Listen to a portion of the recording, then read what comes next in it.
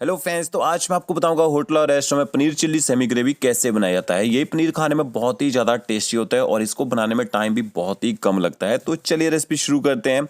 सबसे पहले यहाँ पे मैंने आधा किलो पनीर लिया है। तो सबसे पहले अपने पनीर की कटिंग करनी है, तो इसको पहले 1/2 कर लेते हैं और इसके बाद आप इसको या तो क्यूब्स में काट लीजिए या डायमंड कटिंग में कट करना चाहें तो डायमंड में काट सकते हैं। तो देखिए कि 4 पीसेस कर लिए हैं और इस तरह से आप पनीर की ना कटिंग कर सकते हैं। तो इस साइज में आपने थोड़े से बड़े बड़े पीसेस के रखने हैं। इसके बाद आपने पनीर को मैरिनेट करना है। तो आधा चम्मच मैंने इसमें नमक ऐड किया है, आधा चम्मच आप इसमें ना कश्मीरी मिर्च पाउडर डालिए। हम चिल्ली पेस्ट का यूज़ करते हैं बट घर में होता नहीं है, तो मैंने यहाँ पे कश्मीरी मिर्च पाउडर ऐड किया है।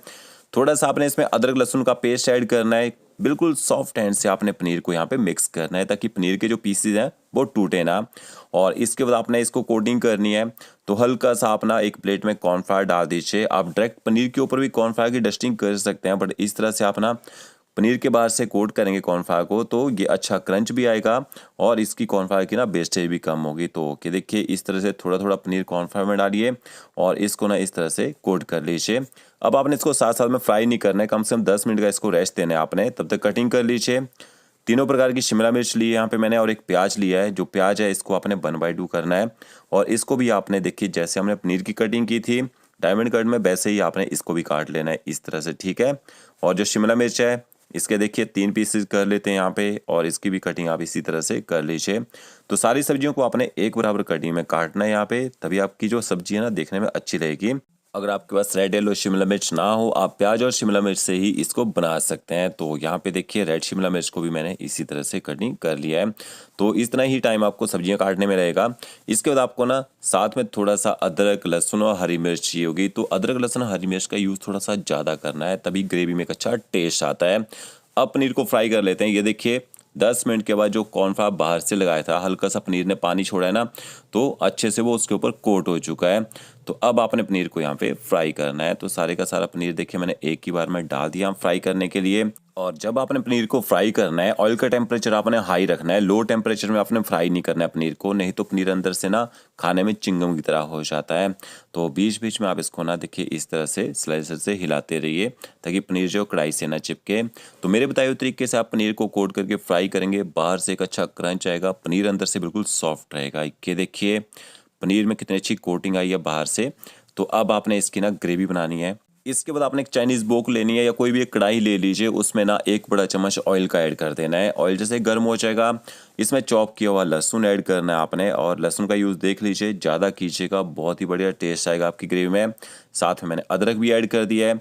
गैस की फ्लेम आपने मीडियम टू हाई करनी है और मीडियम टू हाई फ्लेम में अदरक लहसुन को अच्छी तरह से आपने पका लेना है। तब तक पकाना है जब तक इनका जो कलर है लाइट गोल्डन ब्राउन होना यहाँ पे शुरू ना हो जाए, और कंटिन्यू आपने यहाँ पे पलटा चलाते रहना है।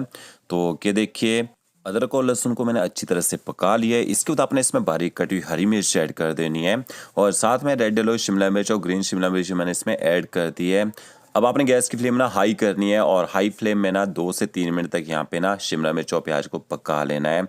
कि देखिए थोड़ी पकाने के बाद आपने इसमें 1 चम्मच चिली पेस्ट ऐड कर देना है। साथ में ना 1 बड़ा चम्मच आप इसमें डार्क सोया सॉस ऐड कर दीजिए।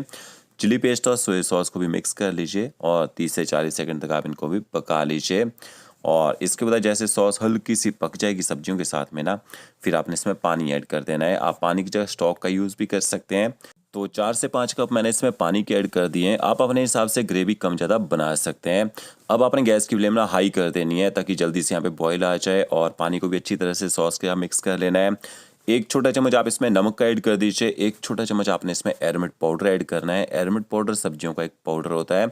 थोड़ा सा आप इसमें व्हाइट पेपर पाउडर ऐड कर दीजिए और अच्छी तरह से ना एरोमेट पाउडर नमक को भी मिक्स कर लेना आपने। फिर ग्रेवी में थोड़ा सा खट्टा टेस्ट लाने के लिए आपने इसमें 1 छोटा चम्मच ना व्हाइट विनेगर ऐड करना है, और इसके साथ में थोड़ी सी ऑयस्टर सॉस है तो वो भी आप इसमें डाल सकते हैं, नहीं है तो आप इसको ना स्किप कर दीजिए यहाँ पे।